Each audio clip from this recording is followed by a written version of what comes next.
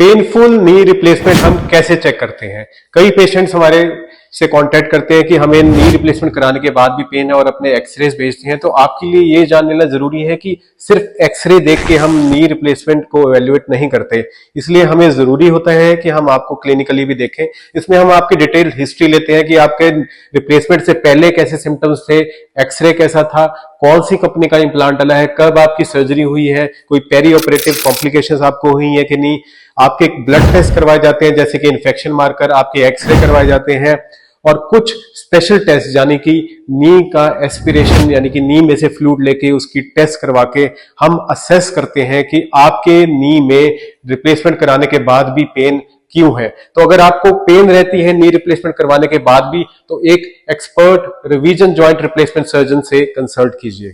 Thank you.